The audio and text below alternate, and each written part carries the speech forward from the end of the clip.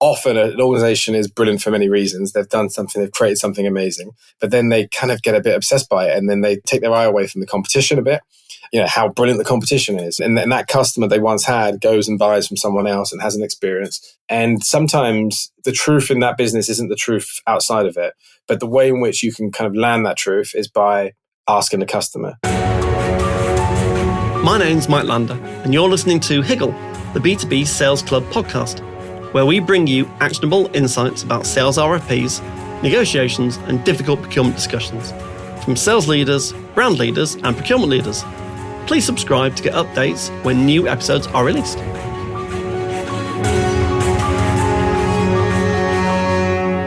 Dino, thanks ever so much for joining me on Higgle, the B2B Sales Club podcast. Hello, I'm glad to be here. Thanks for having me. I got to know you, I think, through Rich McCarty, correct? Yes, correct.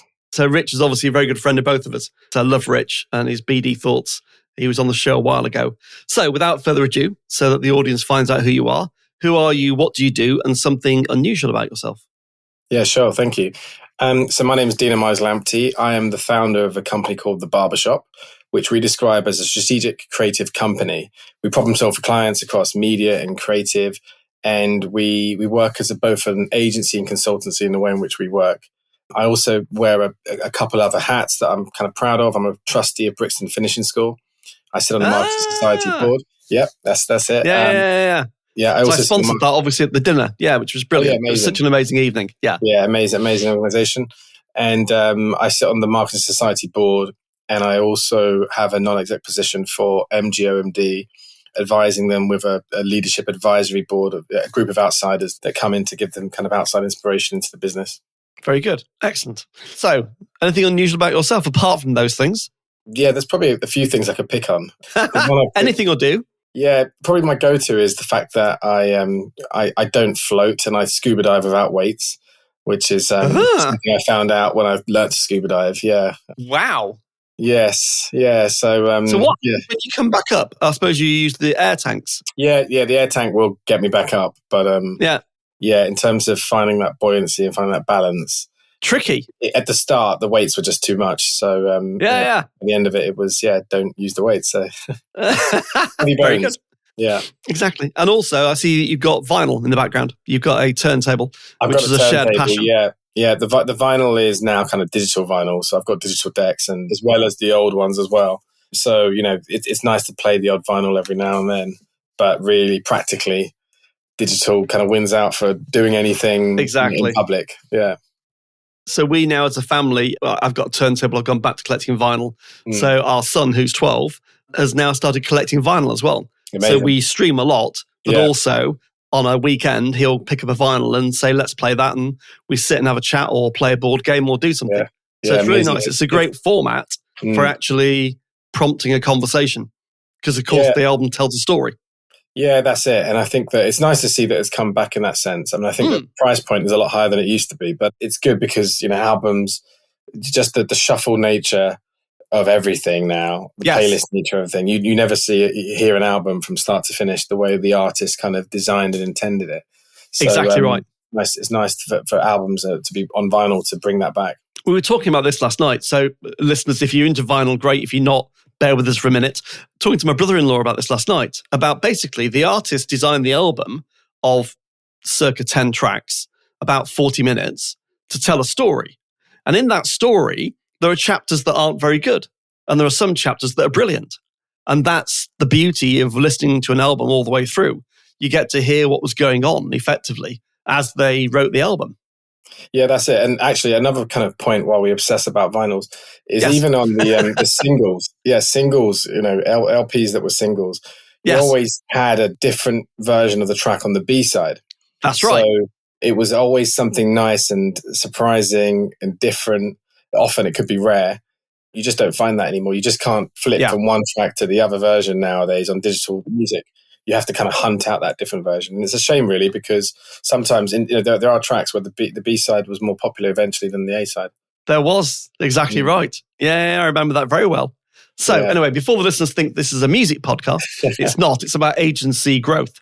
So first question, Dino. So what's the difference between agency and consultancy sales? And how do you draw the line between discovery and delivery? in consulting selling. So let's pick up the first question. What's the difference between agency and consultancy sales? Yeah.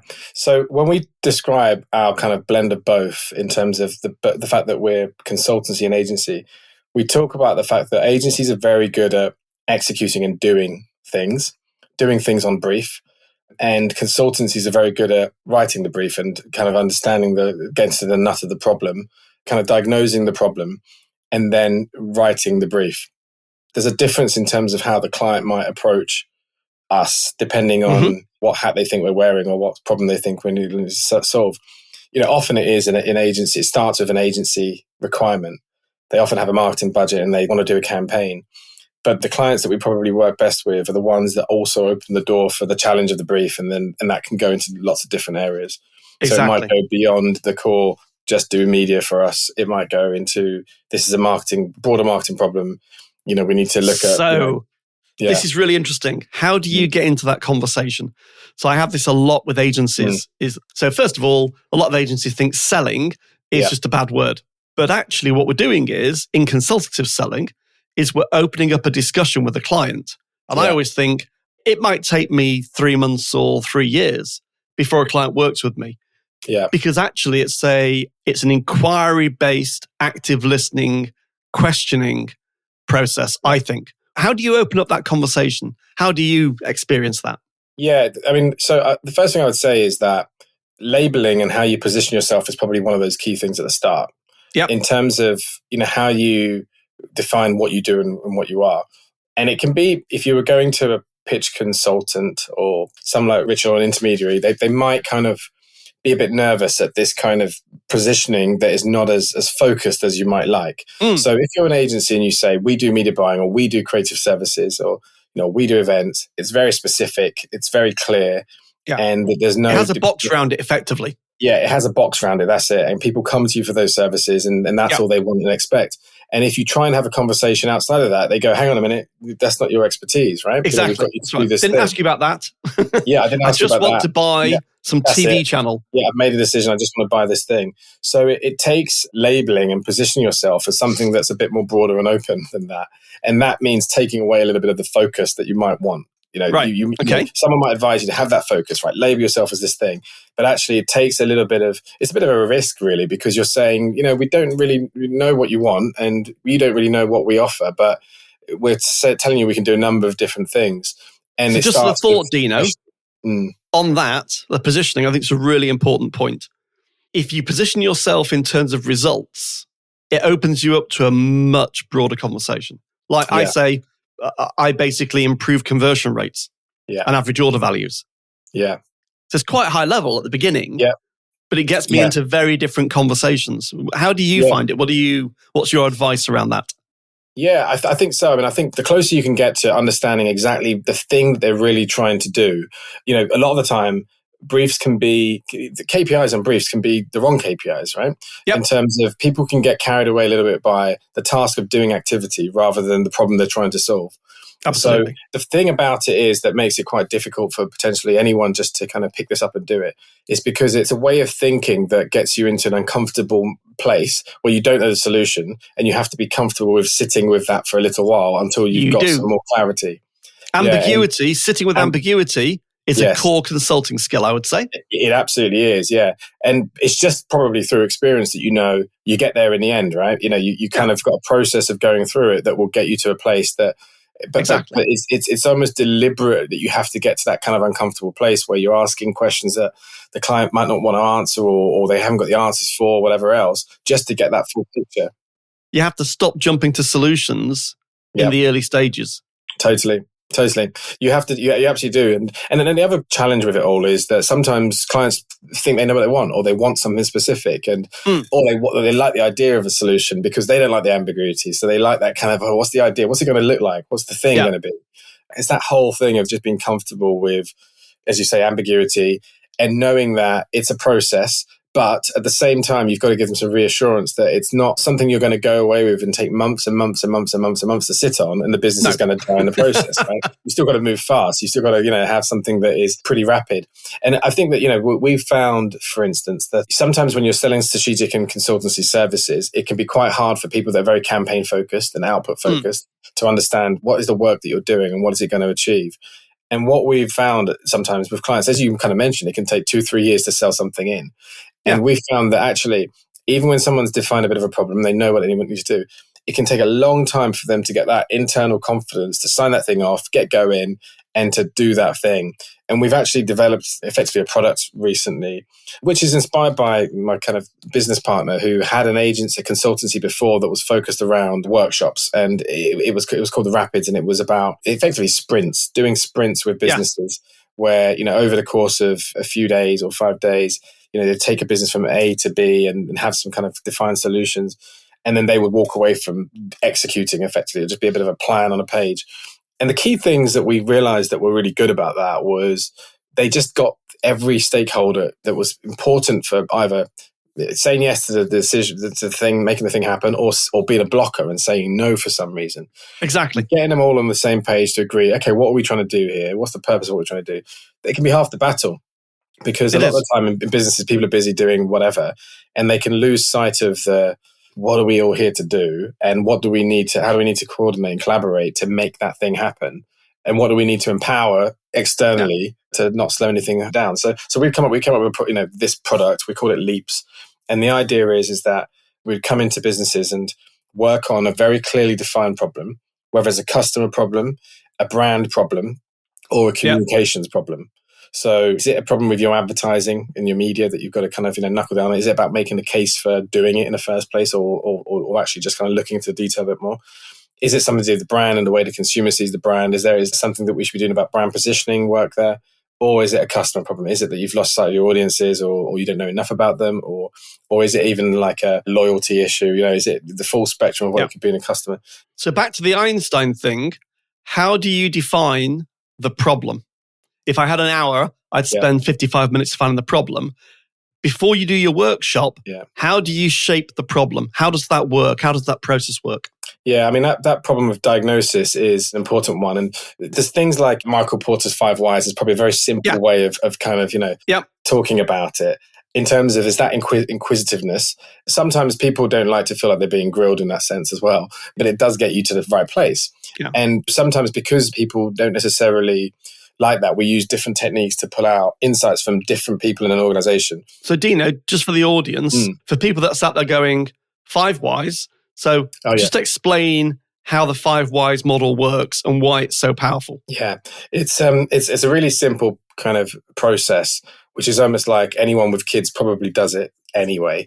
They do. Which is instinctively, we do it as human beings. That's it. We do it instinctively, which is, you've got a question, and someone gives you an answer, and they say, we're doing this because of this, and then you ask them why, nothing else but why, and then allow them to explain, and then when they finish, ask them why again, and you do this process 5 times before you realize that, okay, hang on a minute, the real reason at the start probably isn't the real reason at the end, and you've got to the crux of the problem and the issue. So it's also root cause analysis, basically, isn't it? Is that what you're doing is you're starting with a big problem or a big question or a big thought. And then as the consultant inquires with the client, you drive back down the root cause of what that thing is. And what you thought might be the problem actually isn't the problem at all. That's it. And there's other kind of similar kind of techniques that the listeners might have heard about. Things like first principle thinking. Yes, exactly. Things like that are quite similar in that sense. They're stripping things back, just going, not making assumptions.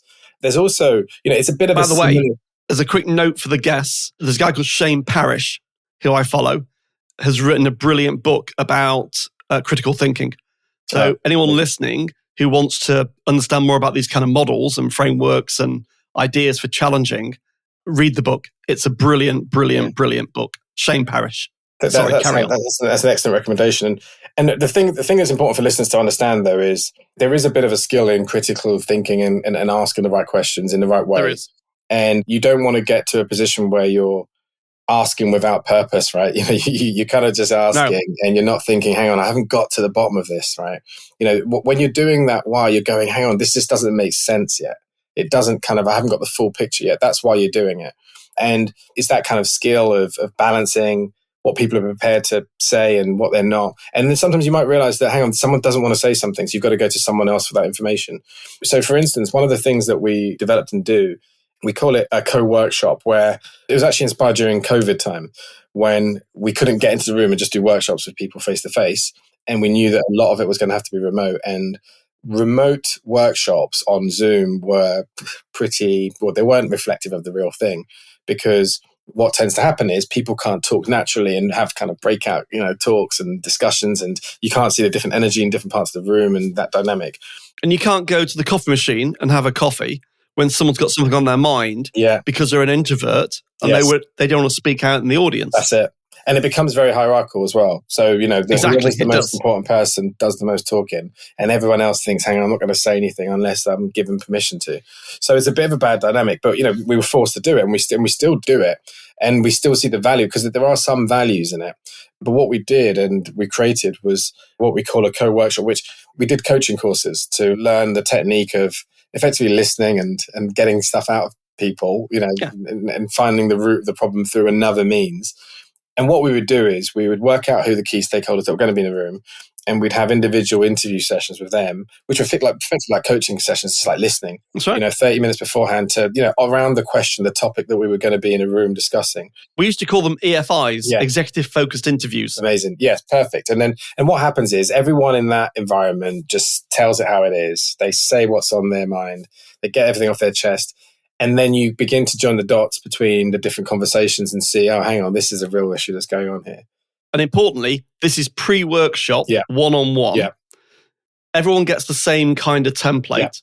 And then you anonymize it, pull it all together. Yeah. And then in the room, say, did you realize that collectively you believe this? That's it. Or collectively you have no alignment. Yeah, that's it. And when you have the situation where maybe the most senior person's talking about something and you've got all this information that suggests the contrary, then then you can stand up and talk about it without putting anyone in it, sticking anyone in it. You can say, exactly right. Feedback we've got is that it's not exactly like that. And I think that's a really powerful thing, actually.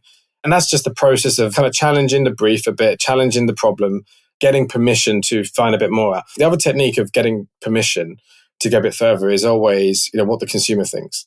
The one thing an organization often does is they get a little bit too internal and they drink their own Kool-Aid, right? And they kind of, often an organization is brilliant for many reasons. They've done something, they've created something amazing, but then they kind of get a bit obsessed by it, and then they take their eye away from the competition a bit, how brilliant the competition is, and that customer they once had goes and buys from someone else and has an experience. And sometimes the truth in that business isn't the truth outside of it. But the way in which you can kind of land that truth is by asking the customer and coming back in and saying, all right, we understand this is your objective and this is what you think and these are your insights. But actually, we've done a quick dip, or, we've asked these people, we've asked the buyers of XYZ, and this is what they're saying, this is what their views are. A business needs to be very kind of customer centric and have that kind of independent customer view coming into the room. And if it hasn't, then that's a suggestion to start things, to kick things off, really. So Dino, we've had like a really interesting set of rabbit holes, broad discussion about agency versus consultancy selling. How would you summarize it? If someone said to you, I don't know what the difference is, explain. Really briefly, how would you explain the difference? Yeah, I would explain the difference by saying agencies are incredible at getting stuff done, creating ideas, understanding kind of creativity and delivering and executing creativity, making it happen. Really creative individuals inspired by lots of different companies and brands and places of high energy. The consultancies are really good at driving efficiencies and doing the critical thinking part in terms of understanding the context within the business more broadly, making those assessments as the value and the purpose of doing something or not doing something. So I think the two can work well together. What I would say is that I'd be cautious of consultancies that just do everything but don't do anything specifically amazingly, in terms of, there are certain categories, let's say like marketing and advertising, which is not often the strength of a traditional consultancy, because it's very hard to understand how to measure and understand values like creativity and, what that really means, how much you're prepared to kind of invest in it versus not. It's a bit more of an art sometimes than a science in that regard. And consultancies are better when things can be put on spreadsheets and understood mathematically. Interesting. So just my take on it, just for what it's worth as well, having worked in both quite a lot, I think an agency that delivers agency services, as you described, marketing agency services, brilliant at what they do, venturing into becoming a consultancy isn't for the faint-hearted. They are often, if you look at the teams that deliver those services, they are very different types of individuals. Not better or worse, but they're different types of individuals. And you can't respray an agency person to be a consultative seller. It doesn't work in my experience. Completely. And I think that the part of the problem that agencies have a lot of the time is because they're focused. They're focused in a certain area. It can often mean that the business model is kind of underpinned by doing that thing. And just the fact that that is the case means that it's very hard for that person that has been trained to sell and do that thing to suddenly go, well, what if we don't do that thing? What if we can do something completely different? Would that solve the problem? Yep, and exactly. I don't think but they can turn into much, much bigger strategic relationships. Absolutely. But you've got to have the skill set and be patient, I think. Absolutely. I'm conscious of your time, Dino. Our time is like 20 minutes in. We've got about 5 or 7 minutes left. So I'm going to go straight to the last question, which is this. What's your experience and lessons learned in winning without pitching and winning with pitching? And to be clear to the audience, what I mean is winning without pitching, the consultative sell, there isn't a formal brief, you're creating it. Winning with pitching, often driven by procurement, often a well-known thing they need, I guess.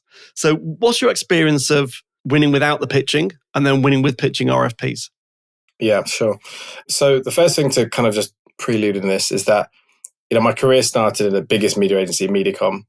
And then I went to what was a small but reputable place called Mike Leaders in Bednash, a strategic, comms planning agency. And then I went to PhD Rocket. So Rocket was part of the sister agency of PhD, now called Hearts and Science.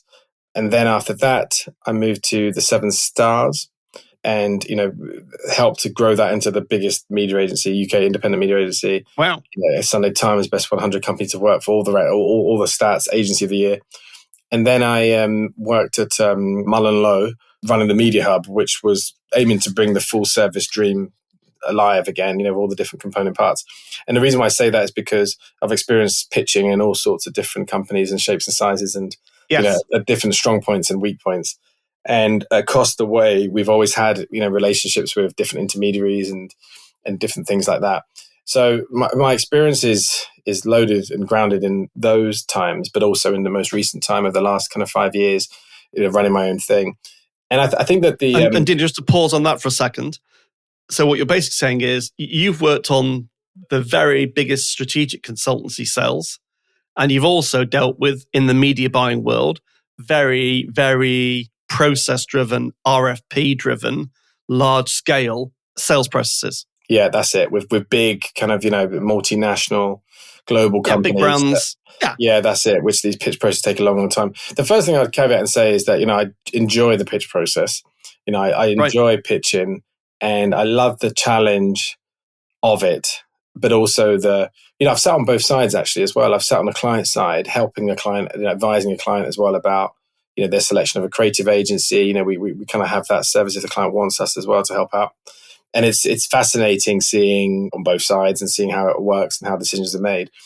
The thing that I would say is that in our industry, I think pitching is an inherently unfair process. It's rare that the best idea wins. A lot of, when that happens is sometimes in the creative agency side, there can be an idea that just captures everyone's attention and just they've just got to do it, right? But in terms of on the media side, it's incredibly rare for that to happen. There's a lot of factors that coming into it that are assessing whether they decide to go ahead with that agency or not. But the reason why I say that pitching is a bit of an unfair process is because in our industry, I believe the thing that you're really buying and the most important thing is trust and relationships. Because there's so much that can go wrong when you trust someone to spend millions of your pounds. And that there's so much in the industry that is hard to understand. The issues of transparency with third-party suppliers and all the rest of it. You can't see most of the stuff that you're buying, and you have to trust that the spreadsheets and the things that you're getting as reports are accurate, are truthful. The only thing that you can see is your sales and maybe your customer surveys of how people are reacting to things. But in some businesses that's not instant. You've got to wait some time to see that effect as well. So a lot of it comes down to, am I going to enjoy working with these people because are they going to be doing the things that I want them to be doing? Are they going to be having my best interest at heart? Negotiating on my behalf and not just spending the money like it's somebody else's money, spending the money like it's their own money. And I think are they more interested in me as a client than themselves? That's exactly it. And what tends to happen is if you're an experienced marketing person and you've been around a few different agencies, had certain experiences, if you've had a good relationship that has worked, I think you're out of your mind if you decide to change that relationship. There might be some kind of reason where the work is just not good enough anymore, or the company's got a bit too big for you, or whatever else, or you're too small for that company. And yes, that's a valid reason. But you almost have to state that reason and be clear on it so everyone else knows that it's a fair contest. Otherwise, you're looking for someone that you can trust, that you've known has delivered in the past and will deliver when you call upon them in the future. And I think that when you put the hat on to say, what does it take to lose that process if you've had a previous relationship with a good client and you know their personality, you know what they like and the expectations, what does it take to lose that pitch? It takes an awful lot. It takes a complete disaster, really. Or it takes arrogance, Dino. Oh, yeah. Yeah. The arrogance that we believe it's ours by right. Yes. And this is just some window dressing that we have to go through. And that's when it can go, when you make it happened recently to not one of my clients, another client, where the advisor had said, be careful. It's a real RFP process. Everything is at stake. Yeah. You're well positioned. You should win. Yeah. And they apparently decided that they were going to be the agency that won because they're the incumbent, and they showed up relatively unprepared for discussion. Yeah, I mean that's pretty criminal, isn't it? When you go into a pitch, you've got to have your to treat it with that respect, right? In a sense that even if the most important person that's making the decision, there's other people that are going to influence that decision, and you can't not pay attention to all of those important players. You have to assume it's a new client. Yes, you have to assume that you're pitching for something new. Yeah, and you're on the back foot a bit. Yeah, that's it. And it is yours to lose, but you've got to make those assumptions in the right place and not make the wrong assumptions. And I think that, in that instance, I think that the understanding of a relationship of a brand and that kind of history should be a superpower advantage, really, for you to go into that pitch and just kind of really, really impress them and storm. I mean, the data tells us the incumbent wins over 65% of repitches. But that means 35% of them, either there was a big reason why, like the CMO changed, or the delivery wasn't quite on par. But some of those will be, they just didn't show up correctly. Yeah, which is pretty tragic. And so I think that the thing about pitching is you've got to try and make sure that you've got as fair a contest as possible. And you want as Marlowe term was an unfair advantage. You want an unfair advantage. You want an unfair advantage. You've got an unfair advantage. You know more. You understand the problem better, or you've got some kind of inside knowledge that is helping you tackle the problem better, get to the root of the problem.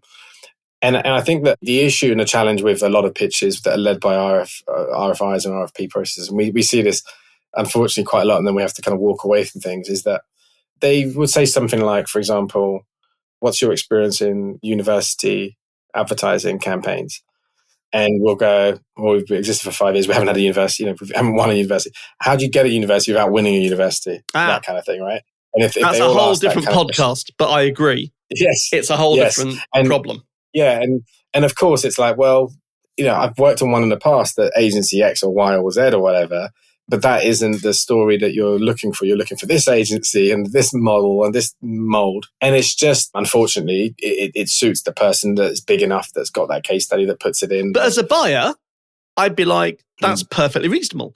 I want an agency that's got deep sector expertise in higher education. Yeah. I think you're spot on, Dino. When you get the RFP, what you should say is, well, that's not for us then. Yeah. There's a way of turning it down that keeps you in the game, but again, probably a separate podcast, but qualify it out, because you're never going to win that. Because there's an agency out there that's done 20 higher education universities in the UK with brilliant results. Yeah. You'll always come a close second before you even start writing anything. Yes. Yeah, completely. That's it. That's exactly it. And the good thing about a brief like that is if they say it and that's what is the determining factor. I think that the challenge with sometimes, and again, back to that, the brief is not necessarily well written or clear in a sense, is because sometimes that weighs on people's minds a lot more than others. Yeah. So, you have some industries that, like music, for example, that they want that sector expertise and they are very happy to be in the same agency that has got their competitors in there and all the rest of it. They're the dynamic of the way it works. It's just a way of launching music. But there's some that deliberately look for non-clashes, right? So if it's like cars or whatever, and it's like they deliberately look for, we don't want to hear the fact that you've done this with this other car brand, right? We need a place that is unique. So it's been about really clear about that right in the start. It is. So that people don't go into it thinking, oh yeah, we've got equal chance here. And then it's like, oh yeah, the other people had a better case study on a car brand and we're a car brand and we like that. And it's like, okay, hang on a minute, clarity at the start would have helped. But your job as a seller is to find out before anyone writes anything, early doors, how critical is sector expertise, for example. Yeah, that's it. But that's kind of going towards the consultancy end as well, in a sense that winning without pitching. The Blair Ends thing, basically, for the audience. Yeah, that's it. And it is about, a classic thing is to try and, almost like rewrite the brief to find the real problem and then show how you can answer that problem. And you're really putting a proposal together about how you would tackle the problem and giving them confidence at the fact that your process and means to get to the answer is a better way, without giving all your answers, without giving the pitch away, in a sense. In fact, Dino, I don't know if this helps, but to the audience again, I've kind of stopped writing proposals and I write discussion documents. And you said about labeling at the beginning is important. If I'd call it a discussion document and say to the client, please contribute to the discussion document, they put their thoughts in it. If I say it's a proposal, then they just circulate it and I never hear back from them. Yes, yeah. I mean, that's a really good tip and it's a really, really good piece of advice. I mean, one of the things that we kind of say, but probably don't do enough is, and this is back to the whole, when you're in a pitch situation, again, like right now, we try not to pitch. We kind of pitch where we feel, again, we've got an unfair advantage where we're kind of asked to do it by someone we hopefully know. Yep. But the old process of pitching, I always used to say, when we have this chemistry and whatever else, I'd constantly be in rooms with people that would be like, right, what are all the questions we're going to ask this, that? And I'm like, good, it's good for us to prepare the questions, right? But let's just bear in mind that the answers are what we want to hear, are what they want to say, not necessarily the answer to our questions. We want to hear them talk about the most important things in their mind, right? That's right. So we've got to try and ask certain questions that can open them up, that then we might flex it and probe on the things that they seem to care about the most. Yeah. That's almost the beauty of it. It's that kind of coaching skill. If you let someone talk enough, they will tell you the answers. They will. They will tell you what they want. They will tell you what they want in this pitch. And too often people don't do that. Too often people just are too obsessed by their own questions and just asking questions for the sake of questions and not really listening to the answers properly to go, actually, they didn't really talk about this thing and they want to know more about this. I mean, it's a form. This is the real issue of the relationship. It's a form of therapy. I don't want to get into the therapy is a very specific and very technical area, which I'm not qualified to talk about clearly. But it is a therapeutic approach, which is I'm more interested in what you've got to say. And my job is to ask you the right questions to help you unravel this complex puzzle. Yeah. And I mean, it's not a bad thing to mention therapy in a sense because, we talked about coaching and coaching is on a spectrum of, with therapy and mentoring, for example. And really, yes, the means of getting the information kind of out and getting people to share is similar in terms of people tend to go to places that they didn't necessarily think they'll go to by giving them time to talk about it and giving them time with their own thoughts to actually explain things. And they might realize that, hang on, what we wrote down isn't actually quite right. Exactly. Actually, it should be phrased like this instead. Being the head of questions and not being the head of answers is a good place to start, I would say. Yes. Yeah, so that's it. And that's it. And having some kind of part of your process that really does, like you mentioned, in terms of the discussion guide or something that really does get them to contribute right from the start, it will give you an unfair advantage because it is two-way then. And I think that's really powerful. So Dino, we're 35 minutes in. We could go on for quite a while. Yes. We might do a part two.